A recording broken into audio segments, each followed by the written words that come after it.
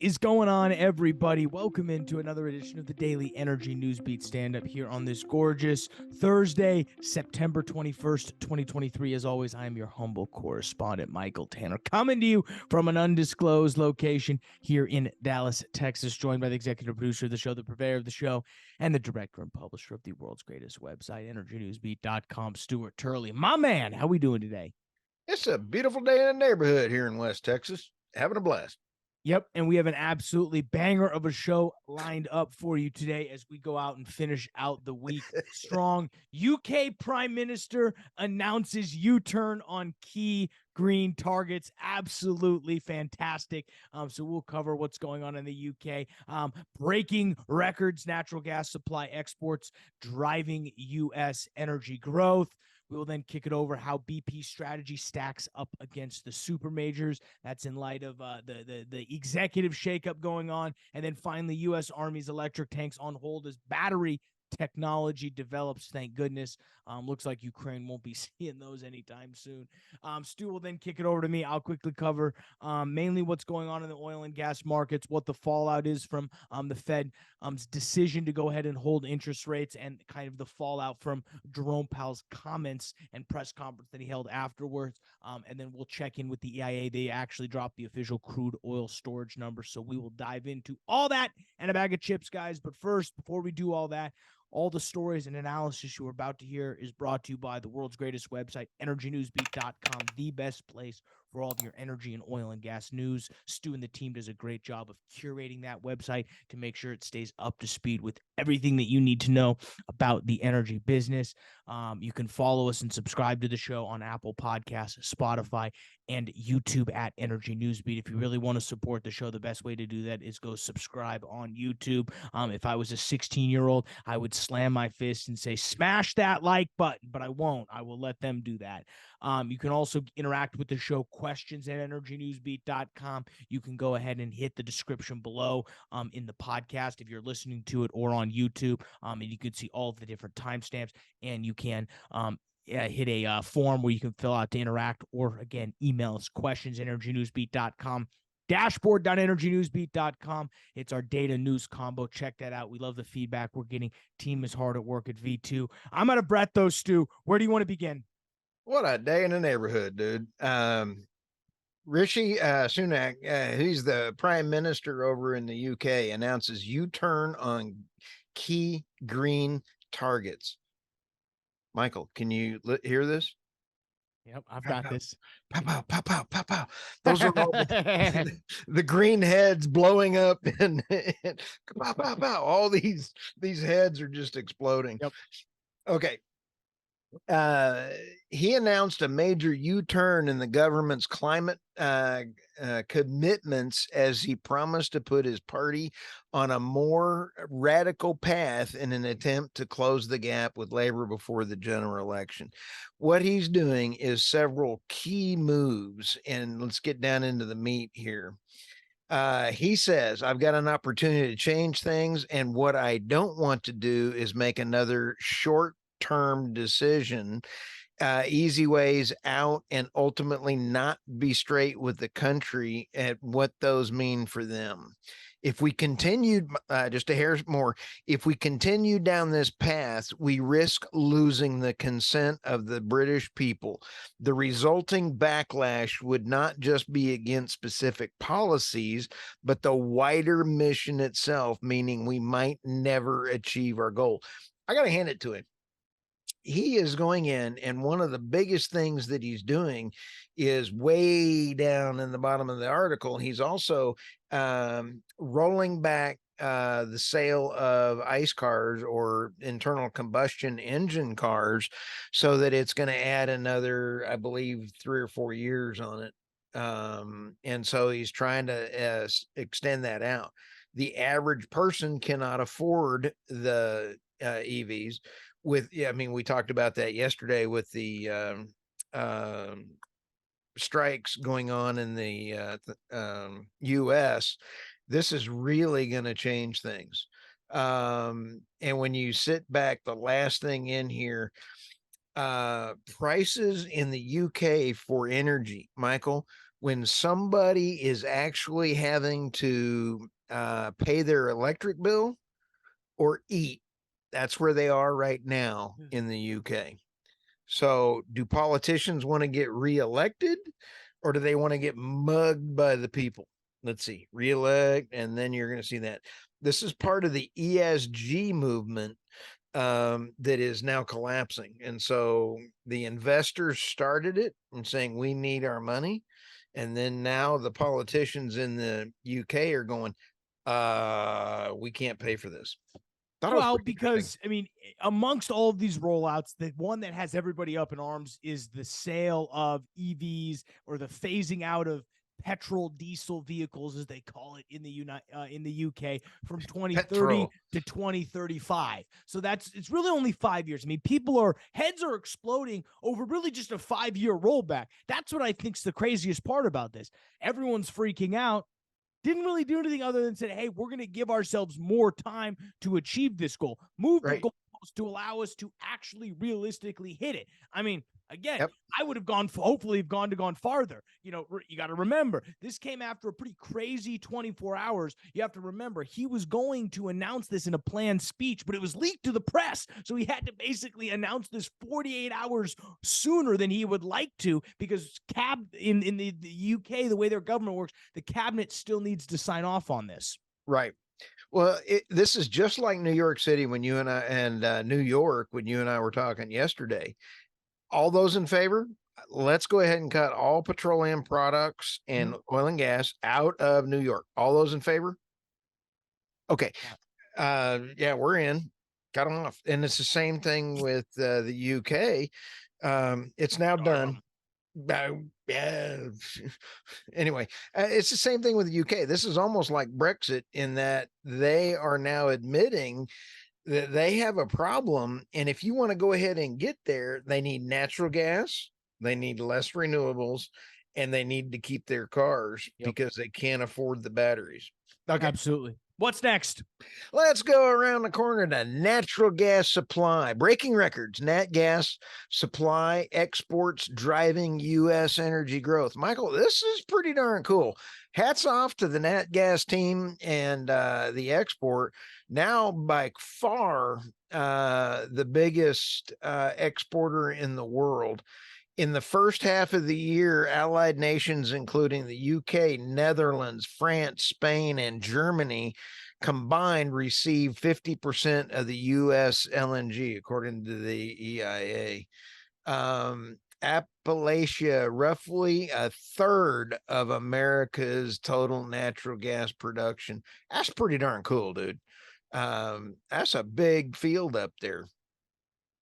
Yeah, it's pretty incredible, and I love how this all comes the week that the elites are gathering for Climate Week in our favorite city, New York City. I'm surprised we didn't get an invite. Oh, I would have loved an invite. I would have had a few heads exploding when I walked in the room like the Pope. I'm the Pope of humanity. I don't care about wind, solar, batteries, but I walk into a room like the Pope. You're the energy Pope. I'm the energy Pope. Hey, Dominus Ominous, it'd be all right. Give me the keys. I'll drive. That was Eddie Murphy. That was Stuart Turley doing an Eddie Murphy imitation. Never mind. So, yeah, the increase is the 3,978 trillion cubic feet in 2022. We got some gas, and it's just not politicians, baby. Nope, it's we're getting everybody full of heat. Let's talk about BP. I love me some BP. I still love it when you waved at Looney and go, "Hey, don't go to the Christmas party." That was nice. That was nice that you did that. Okay. BP strategy, how BP strategy stacks up against the super majors. We talked about this about a month ago, 2 months ago, and part of the thing is Total Energy, that's a Texas way to say Total. You had Shell and you had BP, all went total all in on renewables. BP has then come back in, and let's go through some of these numbers. These numbers are pretty interesting. And then the big boys, the real oil and gas companies, Exxon, you know, all the U.S. companies, just kidding. Okay. BP has curbed capital spending in projects while boosting shareholder payouts. The UK's capex frame of 14 to 18 billion, is that in line with Total and Chevron? But those two companies have larger market caps. They have the highest percentage of spending devoted to low carbon business. So they also wanted to go back, and the key difference, Michael, is BP. They're putting they want to spend as much on shareholder distributions as it invests in business. This formula will not work by them not investing more in capex and oil and gas. You peel out your profitability out of oil and gas and you try to do more of what they just said in the carbon, low carbon, everything else, you're not going to be able to give the money back to the investors.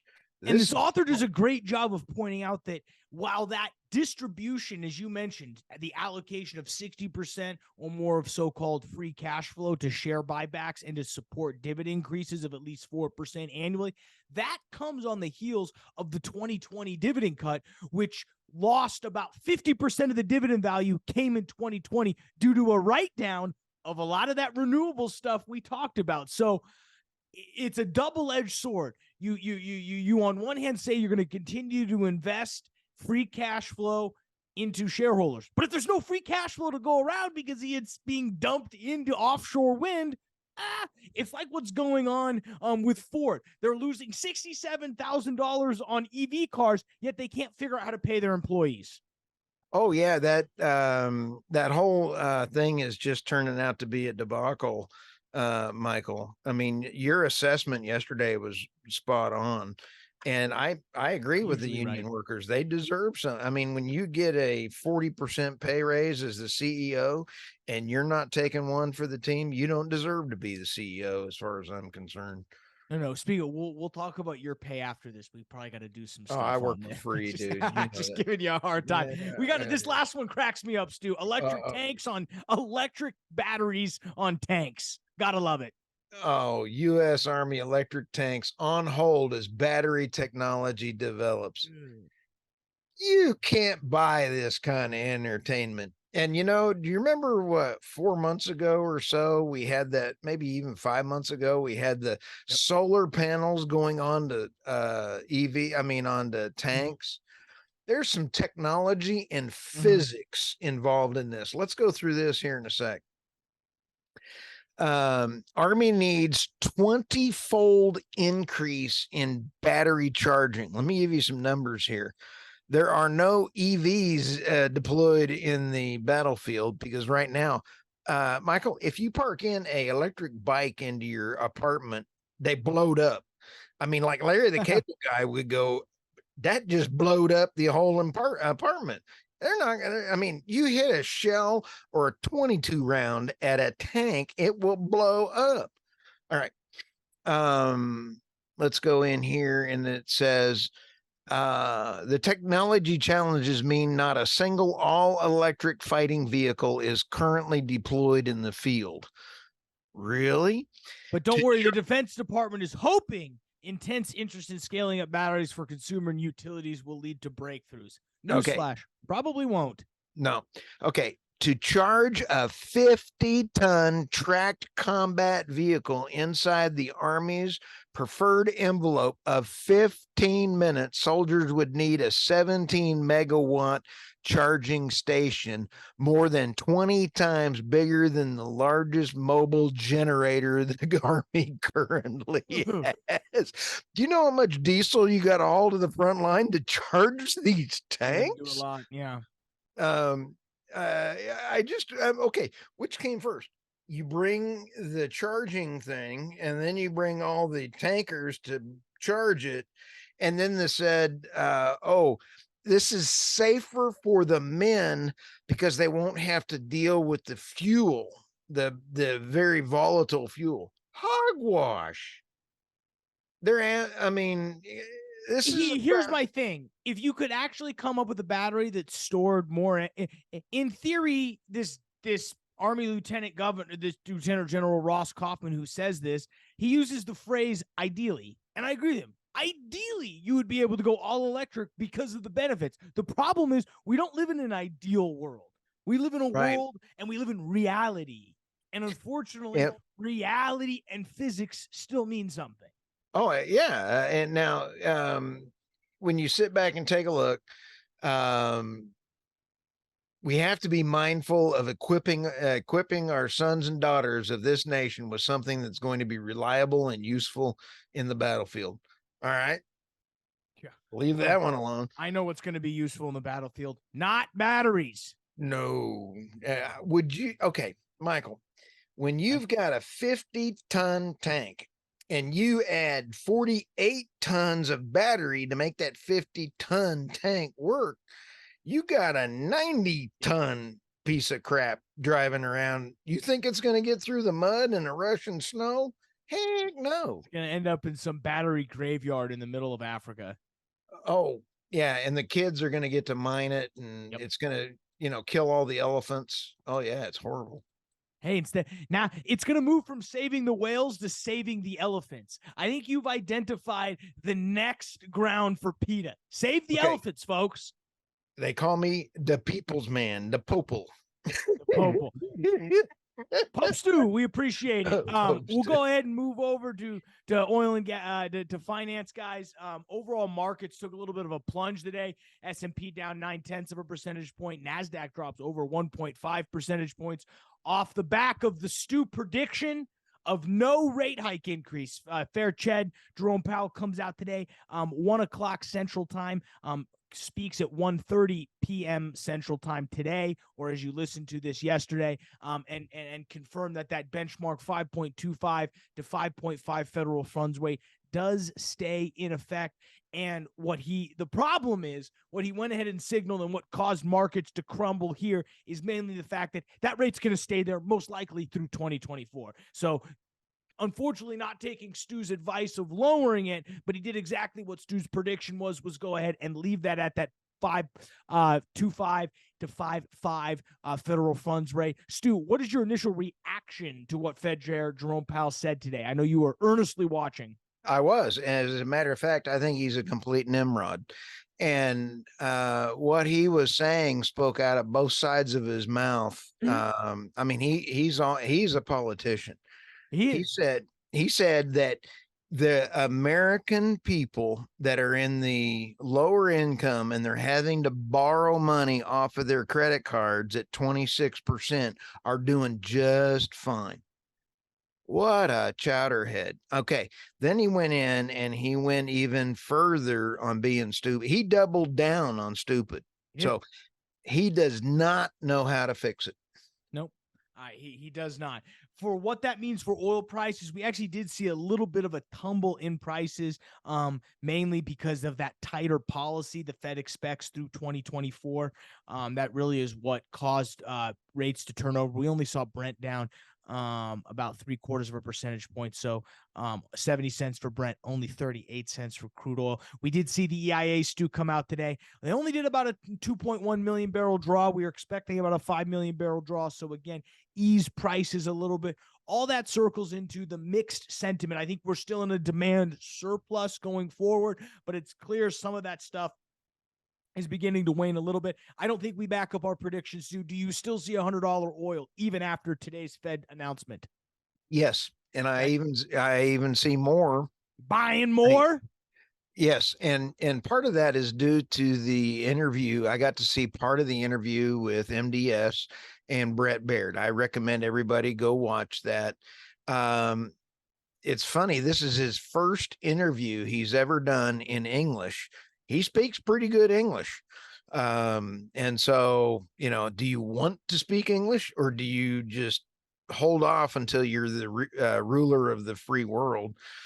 And he is. So he's got some interesting things to say. I again, Saudi Arabia first, they got it going. And next we'll be doing the show live from Riyadh, I guess. I think it'd be great. I did get warned today on LinkedIn, by the way. You got a warning from LinkedIn for saying what? It was actually, I commented on Tom Kirkman, and You guys are insane, by the way. Insane.